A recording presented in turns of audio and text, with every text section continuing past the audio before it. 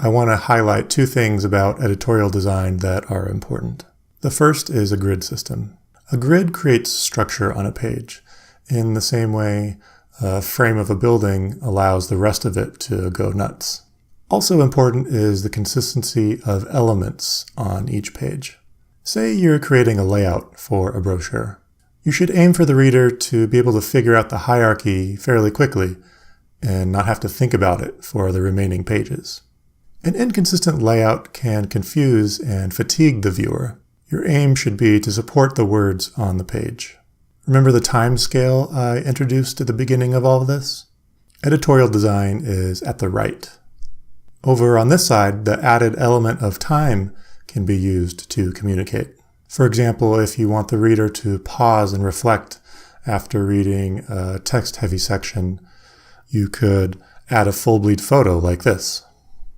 This helps them to rest for a moment before beginning the next chapter. Where a logo needs to communicate immediately, editorial design can take its time over multiple pages. This book is written in 3 different languages with a different color for each language. Let's look through the black sections, the English part, and look for a grid and some common rules.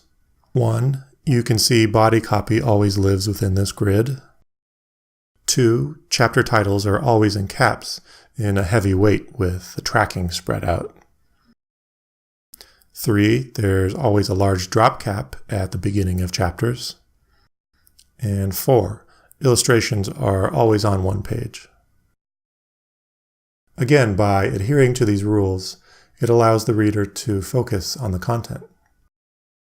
This book uses whimsical illustrations to support the story. The grid here flips depending on which side it's on. The layout of this book is conservative. And because it's so simple, it allows this hot pink color to be playful. It's kind of like when you have 2 comedians and one plays the straight man. The straight man keeps things grounded so the other comedian can be outrageous. They use pink throughout to emphasize things. If something is written in pink here, it doesn't need to follow the grid. And this unexpectedness moves the reader through the story. This is a beautiful cookbook. Let's see if we can determine what rules the layout uses. For one, the photos are full bleed. 2, recipes always get a full page to themselves.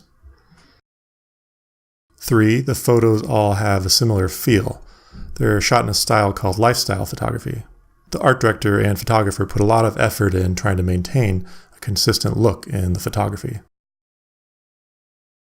Nice, huh? Magazine features also fall under the umbrella of editorial design.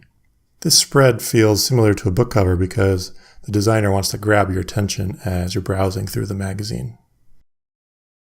The art direction here is great.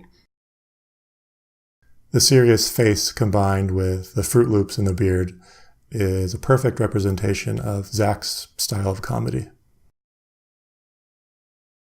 This spread does a nice job of combining grammatical symbols with the subject of cheap groin shots. It hints that the piece will have some good jackass-related stories. It hints that the story will cover serious topics as well. This also maps back to the brand of GQ, which is a kind of sophisticated, cool vibe.